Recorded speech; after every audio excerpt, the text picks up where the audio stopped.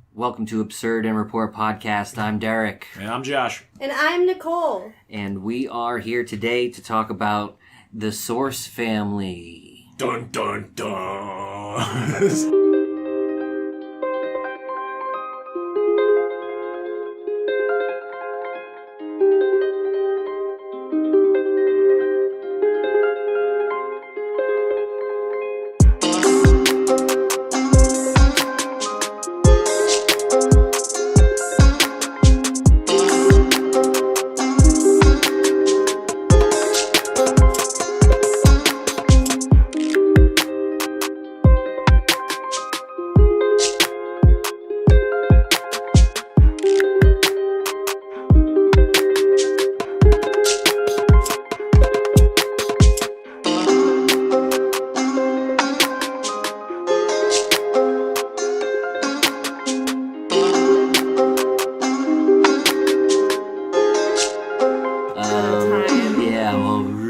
Time, man. Really out of time. I feel like there's definitely an overlap between hippie jam bands and 70s cults, 100%. So, this episode of Absurd and Report is brought to you by deadcanvas.com.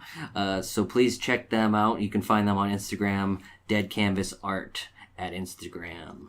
And we all got together earlier this week and watched The Source Family. It's a documentary, and it basically follows the rise and then almost surely inevitable fall of pretty much like the archetype for early 70s Southern California spiritual movements. And it almost became a parody in of itself. It was definitely very cartoonish. And also, I was kind of surprised that I had never heard of it. It's another one of those things where it's... But you did, though. It's been, like, satirized so much that, like... I didn't know what it was satirizing, though. You know what I mean? Well, it's my favorite cult. I see it pretty much nuance... the culture that we see today, especially, when we saw Jared Leto's cult pics pop up. Certainly. The first thing I thought of was the Source family. It looked exactly the same. Similarly dressed, definitely. The white long... I'm all about the aesthetic of all the white clothes. The white Jesus robes. Listen, I don't know what it is about it, but it's, like, spooky, and I'm here for it. Yeah, like the white Jesus robes doesn't mean that you're in a cult. If I lived in this time period, I probably would have been in a cult. I probably wouldn't have been not committed to the cult, but, I would have been, like, on some other worldly shit where I would have been like, this is great for 10 days. That was fun. What was the name of the actual documentary you watched? It's just called The Source Family? It's called The Source Family. It's directed by Jody, Willie, and Maria Demopoulos. I don't know if I am exactly saying that right. They're all related to each other, though? Yeah, I mean, it's... Oh, no, I thought you said, is Jody and Willie two people, or is the person's name Jody Willie? No, Jody Willie and Maria That's all I was trying to clarify. Jody Willie. Yeah. I mean, it looks like it had won some awards. It was very aesthetically pleasing to watch. Whoever, really did the editing for this film did a really great job. There was lots of really good photos and documentaries. I know...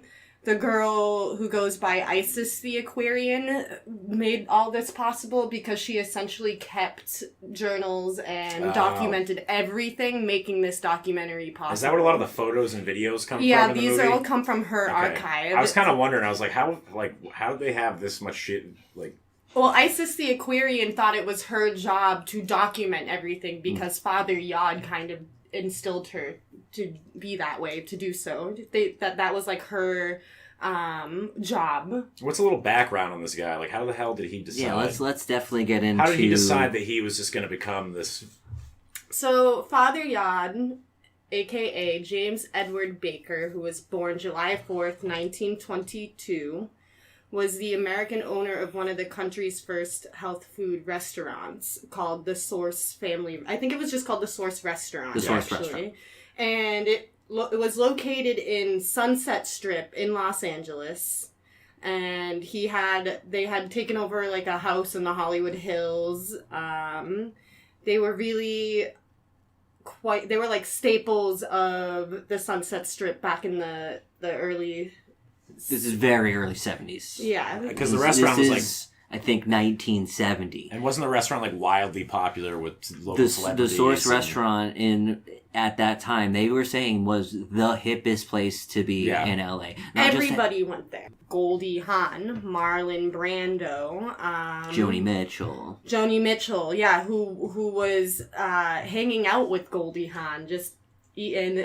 John Lennon and Yoko Ono were there. They loved to get protein shakes. Apparently, that was their jam. So it's kind of like one of the first places in the Hollywood area that caters strictly to vegetarianism, and maybe in the country it was definitely. That's kind of where that joke too comes from. That veganism is a cult. Yeah, because it kind of all started with the Source family when they started their first vegan restaurant. Yeah, it was very. And he didn't have just one restaurant. He had multiple vegan restaurants. He was a restaurateur. Different names? Different names, all up on that strip, which kind of gave him the funding and the background to lead into this cult and more so like healthy, hippie-like behavior. That was like his cash cow to just keep it running. He had the Aware Inn, which was one of the first health stores in the country. And then the Old World restaurant, which actually became a chain and rather successful. Yeah. But, you were talking about the money to fund this. So he was a restaurateur, yes. But he was also a bank robber. Yes, he robbed several banks. Okay, James Edward Baker was not just your normal class act fucking dude, okay? So apparently, he has seen some shit. Apparently, he was in the Marine Corps during World War II. Yep. They say he got a Silver Star, but they could not find that receipt anywhere else. Like, the military doesn't have that. So he probably made it up. Yeah, he probably has that receipt. But apparently in, 1955, he killed 2 dudes with his judo chops because he was, a jujitsu, savant. I don't even remember that part of the movie. Yeah, and he was acquitted. Oh, okay. Self-defense. Yeah. He also got into an affair with a famous actress. I forget her name. Her name was Linda something.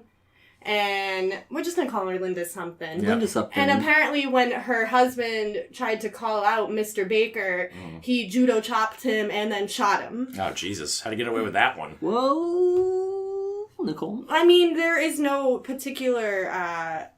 There was no fine line on how they never really talked about that much. I think he did time.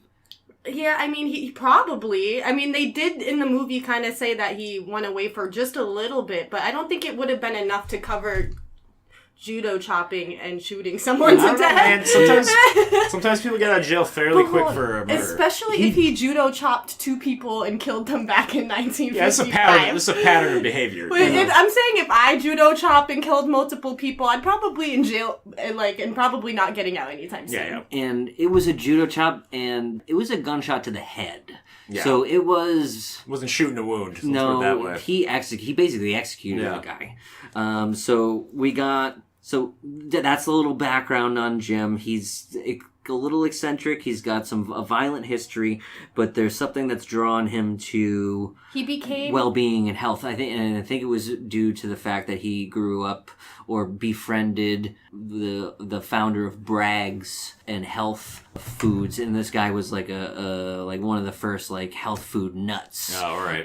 Bragg's apple cider vinegar. You still see it in stores. Oh, yeah. I was going to say and so he befriends this guy, and he starts really going towards this betterment and self-betterment, and then the mid-'60s happen. And it's something that I don't think many people could have prepared for. Vietnam War starts becoming way, way, way out of control. When did Vietnam War start? Late 50s? I want to say Vietnam War started in 1955. Okay. Or the conflict. Yeah, the beginnings of it. And then the fall of Saigon. Yeah. 1975. Jesus Christ, dude. What a long-ass war. So we're there in the middle of Vietnam War. Enter psychedelics. Enter the basically dismantling of Leave It to Beaver, 50s kind of suburban home living. Kids are rebelling against their parents. That combined with all of the political tension and, like we said, the war just made a perfect storm for people to just start looking elsewhere for answers. So He later became a follower of Yogi Bhan, a spiritual leader and the teacher of Kundalini Yoga. And if you don't know what Kundalini Yoga is, it's a lot of breathing. It's very awkward when a bunch of people do it in a room. Can you show me a video of it or something like that? It's just a bunch. It's like if you are watching a pregnant woman give birth and they ask her to breathe. Do those. So it's like a Lamaze class. That's what. Yeah. Just picture doing that with 20 other people. Probably couldn't do it now. COVID-19 restrictions, but. He really took up this really healthy lifestyle watching this guy, Yogi Bhan, who had all the money in the world. Because at that time, he was really playing out to lots of cults and lots of healthy nut people on acid, lots of believers who thought that this was the way to be. He was like a rock star. He was. He had 5 Rolls Royces. He had... Jesus Christ. He had like a mansion, like a big estate. It was like 8 times the size of fucking Jim Baker's in the Hollywood Hills. Mm-hmm. And he kind of like with wide eyes accepted Yogi Bhan and became such a avid believer. And that's kind of when the cult stuff started happening.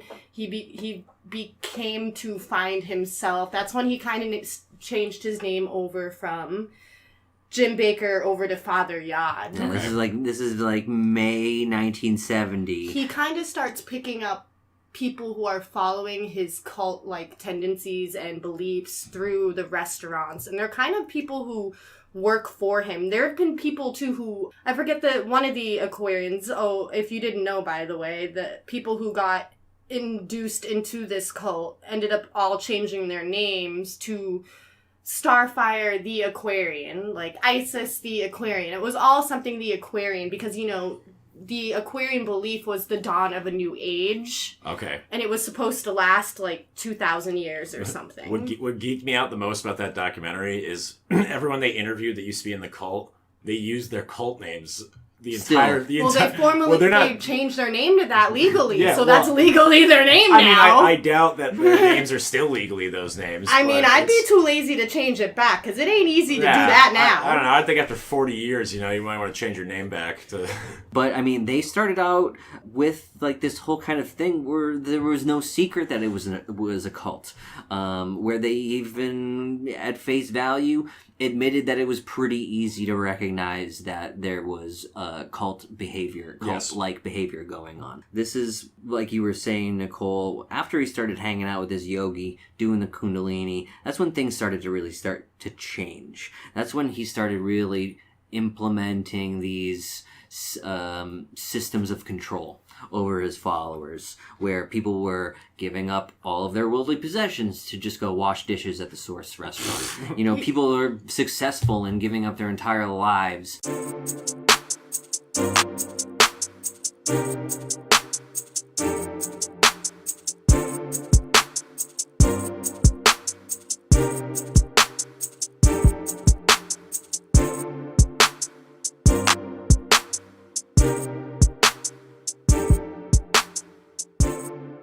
And then he ended up forming with Jim Baker, Father Yod, to form Yehovah 13.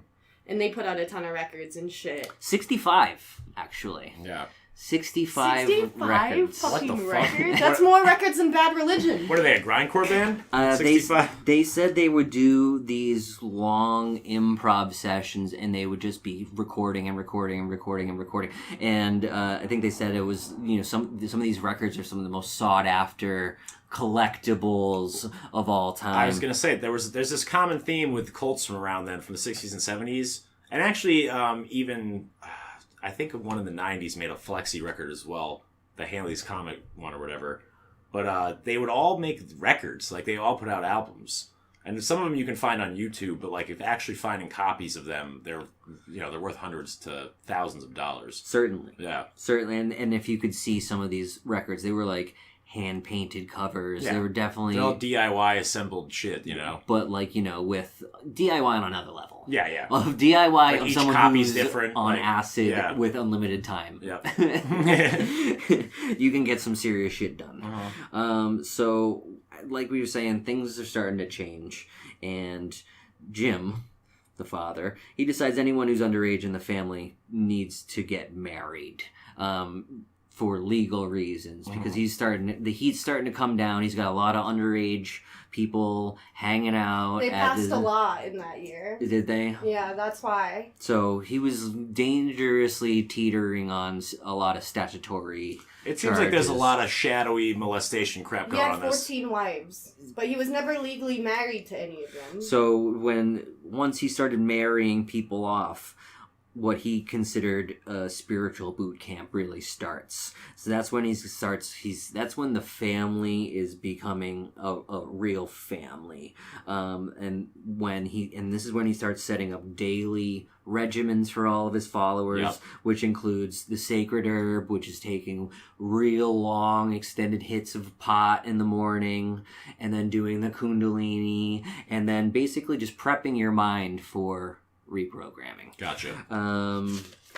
Boom. So, sex plus drugs equals babies. Yeah. Lots of babies. There was also that one story of the guy who felt like Father Yod was truly a god because he was doing some Kundalini in the restaurant at one time, and he touched the back of him, and it said it shot It shot, like, whatever down his spine. Like electricity up his spine. Yeah, you said it was like a straight shot of electricity through his spine, and that he thought that he saw Father Yod as a god, and it made all sense. So let me tell you this. If I'm sitting in a fucking restaurant, I don't want to see some old man stretching around and wheezing all over the place. That's two things I don't want to look at. I'm trying to eat a goddamn sandwich. That's not what I want to watch. See, here we go with the heavy cult shit. This is 1972. Babies are starting to be born in the family. He performs. He also had his own kid with Robin that grew up in the cult. Robin's their daughter. I forget her name. Tao. Born August 14th, 1974. Fucking, of course, her name is Tao. So this is in 1972. He performs apparently a miracle in front of a bunch of his followers, where there's a baby that's born, that's apparently a stillborn, with the umbilical cord wrapped around its neck, and he breathes life into the baby and reanimates the baby after it being dead. So he CPR'd it? Is that what you mean by breathes life into it? He probably just slapped the baby on the butt and he started crying, and they all said these people that are the saying, "Oh, it's a umbilical miracle." cord was wrapped around the head of the baby, and the baby was pronounced dead on arrival, but he picked up the baby and spoke it to it. And the baby was suddenly alive again. And so this is all testimony of people who have... The baby looked at you? The Chief Wiggum. And then the baby looked at me! Like we were saying, mid-1972, things are changing big time. This is when the father starts emulating some serious druid stuff. He starts getting into ceremonial magic. Combining ceremonial magic with LSD is a bad idea. Fucking hippies. Now, and they're at the point where things are changing so fast, all of his followers can't keep up. He's keeping them in a state of real confusion, which is kind of where, if you're a cult leader, where you want your followers to be. If you give enough people acid and you kind of mold their brains while you're on acid, it would put you in a place to easily keep, like, having the power to mold people's brains to do so. You know, like, he was doing all sorts of weird Kundalini stuff. And then, you know, not to mention that they ended up having to move out of that mansion in the Hollywood Hills into a house that was smaller, but yet with more people. I think they said they had 140 people living at one point living there, yeah. 3 bedroom, 3 baths. None of them had their own money. They all had community money. What does that mean? He's like making them womp them or some shit? Yeah, no, like if you guys all did, like, went out and made your money for the day, you came home and you put it in a pot and they all shared it. It was all community money. Whatever you did together as a community. Goddamn communists. You fucking hippie communist bastards. You know, and all of it is so strange too. It almost became like a lifestyle at the time too, in that period, especially in Southern California. It was no surprise to the celebrities at this time that it was going on, and not to mention they opened up the Source Family Restaurant in 1969. You know what also is happening in 1969? Charles Manson. Yeah, I was gonna say all the same time period. That's You the got summer of Woodstock. love, yeah. Woodstock's happening Yep. in 1969. The cult-like mentality and lifestyle was really taking off then. Like, even then, the Jim Jones I was is gonna ask you, Jim Jones is 19. That's like mid-1970s. Okay, so it's a little after, but It's definitely a little after the definitely Source family, inspired but you by get it. these 2 decades Yeah. with non-stop cult archetypes. Jim Jones was taking notes. Yeah. I'd like to say. Yep. Certainly. Especially, you get some really awesome, like, I wouldn't say awesome, but you get some really, like, cohesive Jim Jones influences, or not influences, rather, but he moved everybody to Kauai, I think. What is it, Kauai? Kauai. And, I don't know why I said it like that. what is it? Kauai, Hawaii. Jim Jones moved everybody to Mexico? No, Guyana. Yeah. Same thing though, where you're moving a mass amount of people to another country. Mhm. They're following you. They think you're their god. Yeah, he is isolating the shit out. Yeah, of he's them. isolating them, then bring them also to a place with more lax laws, so he do whatever the fuck he wants. He also was arranging the marriages. So he was arranging the marriages and beginning experimenting with sexual magic, and this is when the Hermetic Order of the Golden Dawn starts popping up with his stuff. His secret, which is a secret society for those who don't know, that studies occult metaphysics during the late 19th and 20th centuries. That we could do a whole episode on. Last podcast, I think, did a 3-parter on. I was gonna say they covered that at some point. They right? covered the hell out of Yeah. it. So around when all of this, so this is getting really heavy stuff. And this is when people start dropping out. It's kind of like weeding out maybe the people who aren't 100% on this. Yep. Because Jim started foreseeing the apocalypse. He's really drilling home this transcendent kind of vibe that he is God. He is all that matters in these people's lives. And this is So we got a little too tripped out for some people's taste. certainly. Yeah. And, like, to really, like, put on how far out there, like, this cult was, like, they wore length-long white robes. They played in a band that had, like, 100 people in it. Jesus. They put, 67 records out? Yep, 65. They're the Agathocles of cults. Here are the name of his wives.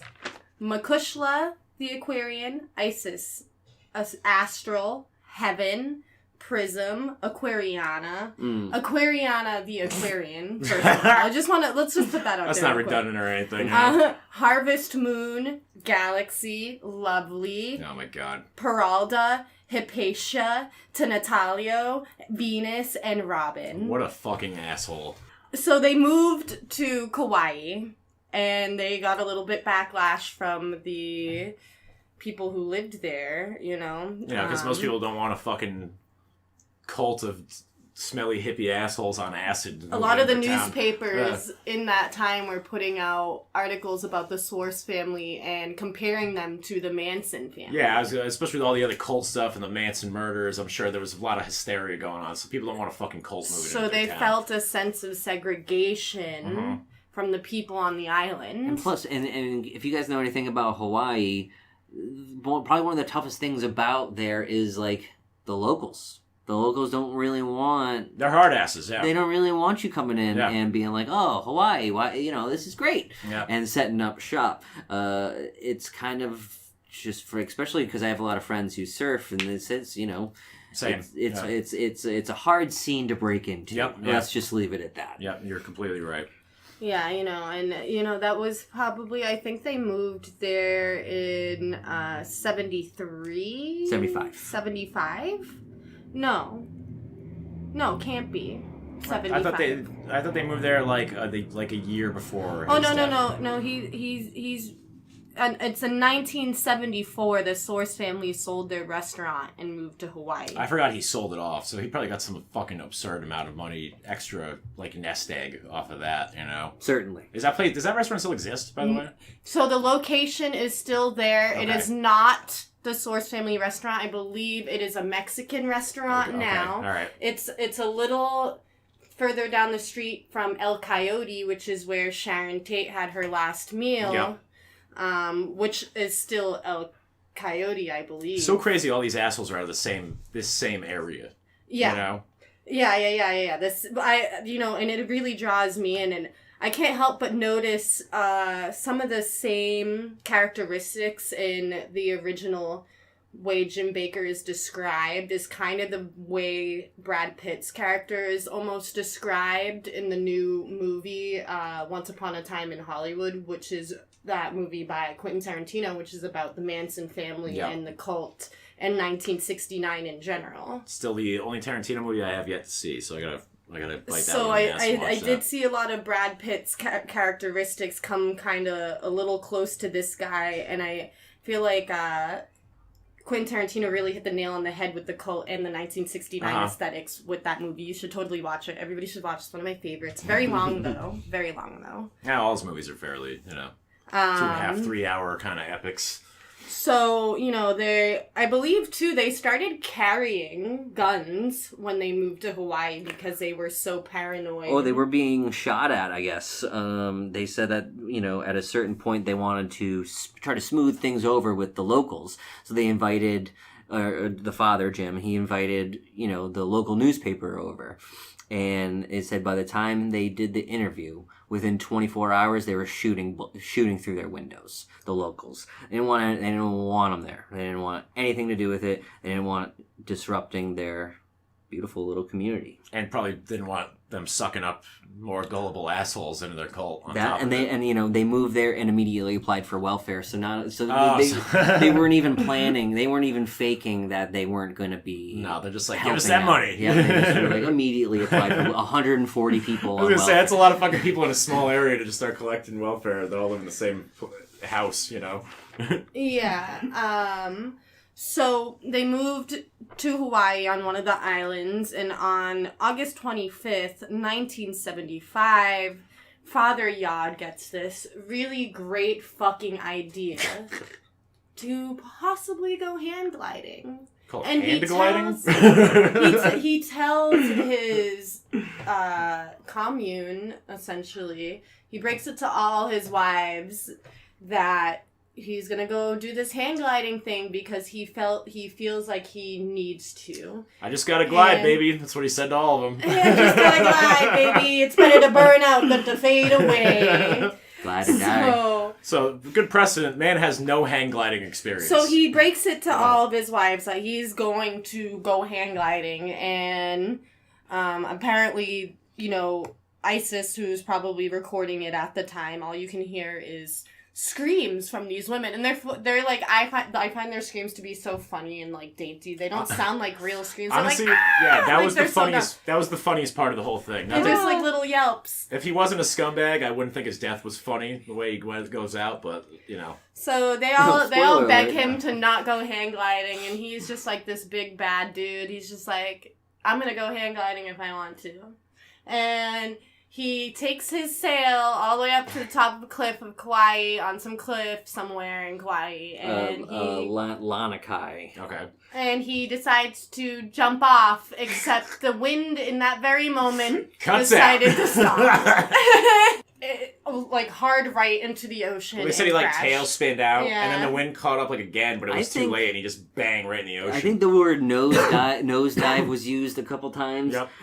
Where he went straight down, apparently corrected. Stupid asshole. But then was headed for the ocean or a beach area, and it's a 1,300-foot jump off that cliff. It's no joke. It's no joke. Yeah, it's pretty serious. It's no money slope. Crash landed on the beach, suffering no external injuries, but was unable to move and died exactly 9 hours later.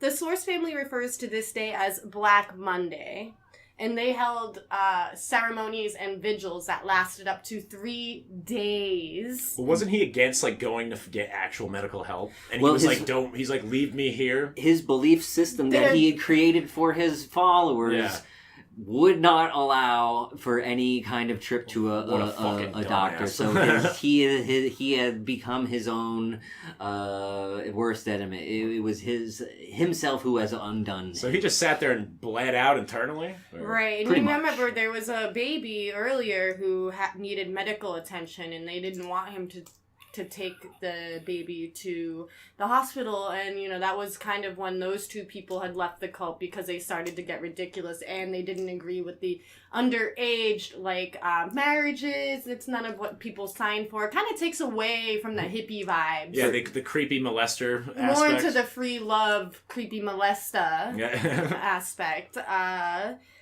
So they thought that they couldn't touch the body for 3 days. The spirit really needed to have its proper passage into the next life.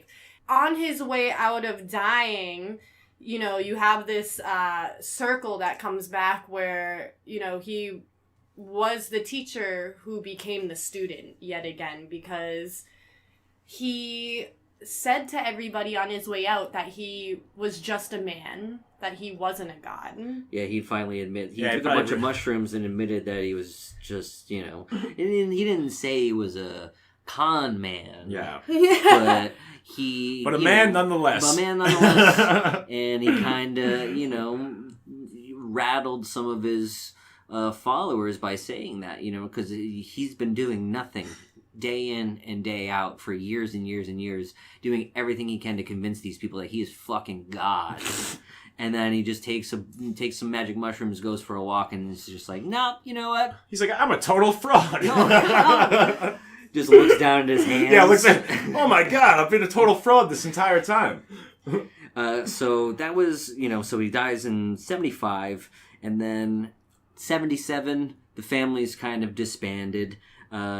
Hippies get older, almost 10 years had gone by, 25 becomes 35 real quick. Yep. And, things aren't all groovy. The 60s, were we all definitively over. 70s, late 70s, not exactly the greatest time for America.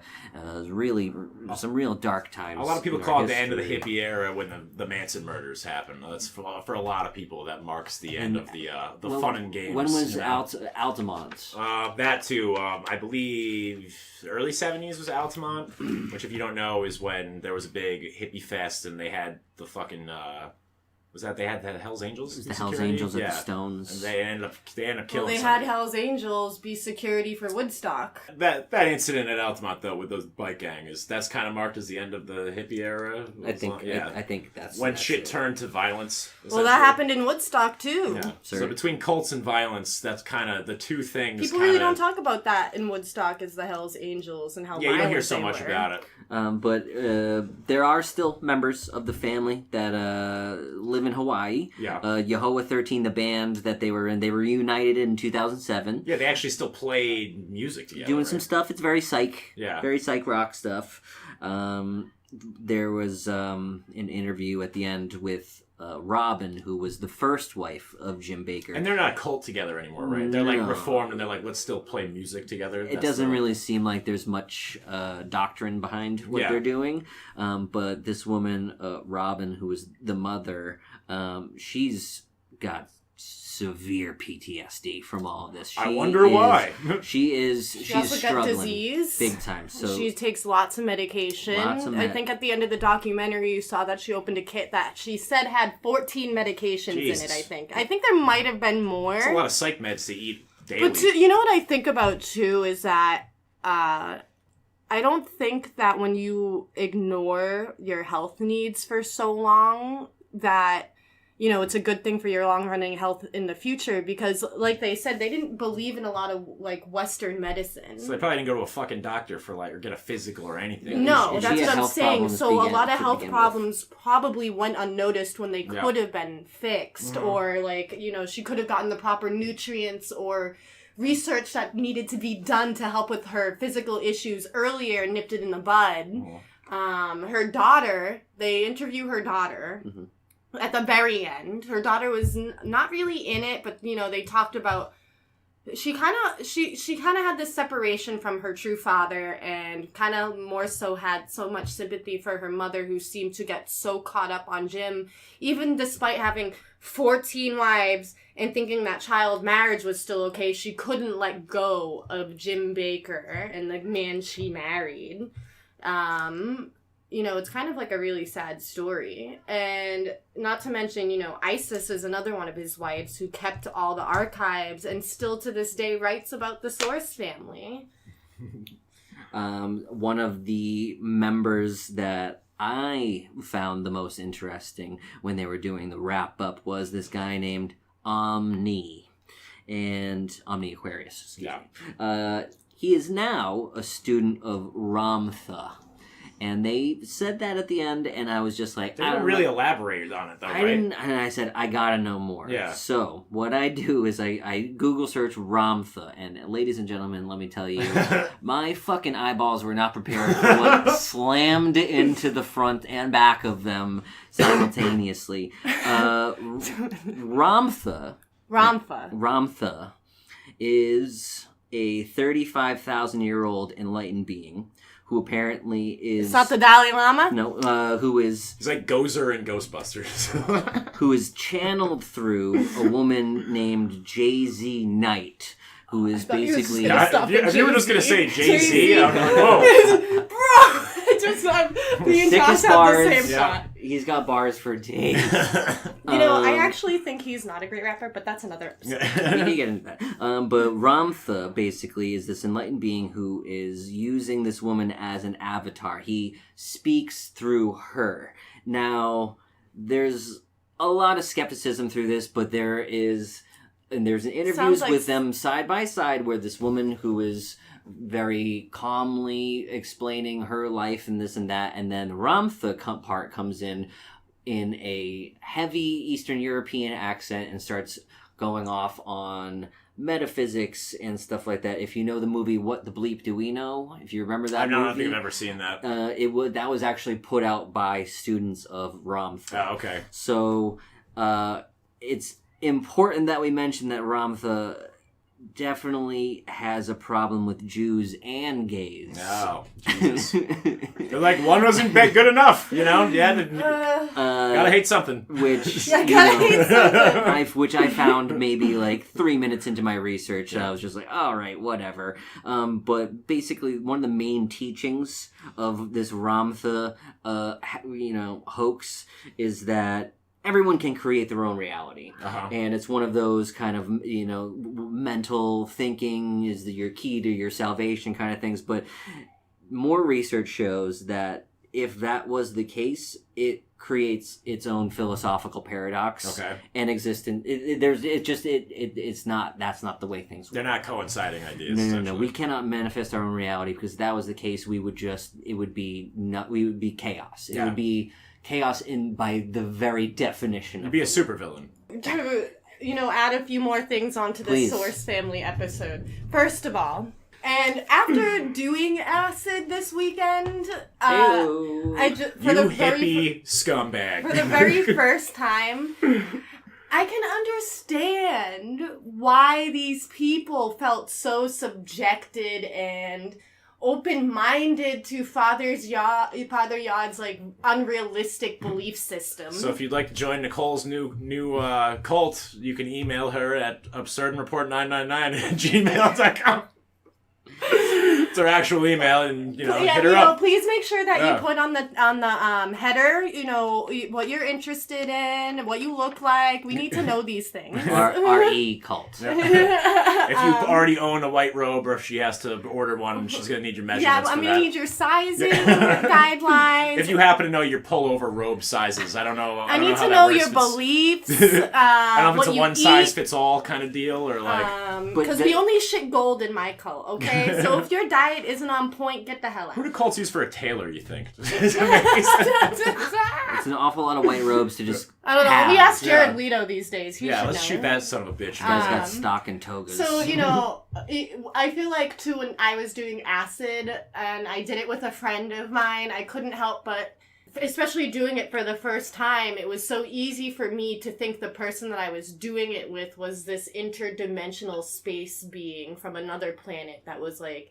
giving me suggestions on how to open my mind. Not a hard sell at that point. You know, yeah, I know. I was all gung ho. I was like Guns Akimbo, but with acid. But I mean, it tracks. You know, if you think of government-sponsored mind control, MK Ultra projects, they use a lot of hallucinogens. It all centralizes around LSD, and they really did think it was the key to breaking and maybe putting back together the human the psyche. Which they're not wrong. They're totally not wrong. Yeah. They're totally not wrong. I've met people who have gone on trips and not really come back. Yeah, it's happened to numerous friends of mine. People's brain can't fucking handle it, or it triggers like a latent schizophrenia. Well, you're not supposed to. Yeah, you're only supposed to do only acid once every 24 hours or something. Well, like, I wouldn't recommend doing it once every 24 No, you're hours. only supposed to take like a tab in 24 hours, and then you're not supposed to do it again for a while. Yeah, because what happens is you have the tolerance factor is very high. So if you do it one day and you try to eat it the next day, sometimes it won't do anything.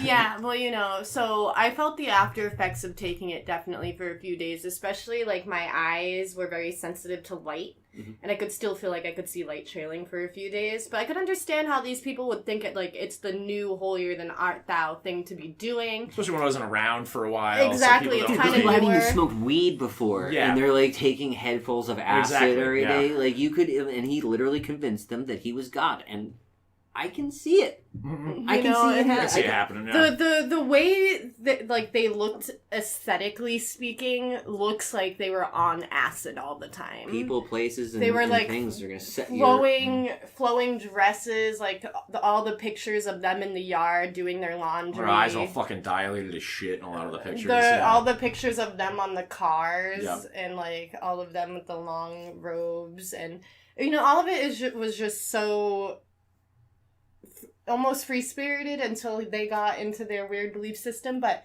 I could totally understand how they got there. And I just think a lot of these people did way too many drugs, and they were easily formidable into these ways of thinking. Yeah, it's easily molded. It's easy to manipulate someone when they're fucked up as shit on drugs. Especially all the time, because I believe in the movie several times they said that he walked around and dosed them. What a guy. So classy dude. That would surprise me zero. Yeah. Alrighty, well, thanks for tuning in to this week's episode of Absurd and Report. We have our first sponsor that I'd like to give a shout out to. This episode is partially being brought to you by deadcanvas.com. They have an Instagram. It is deadcanvasart. And we have a featured artist of the week. His name is J-Rock. On deadcanvas.com, you can find all of these really cool art prints, stickers, custom hats, and t-shirts and stuff. J-Rock is our artist of the week. You can find him at 8 up art on Instagram and also on Dead Canvas. So for Absurd and Report, I'm Derek. I'm Josh. And Nicole. Please join us next time. And cults are bad. Don't forget that. Okay.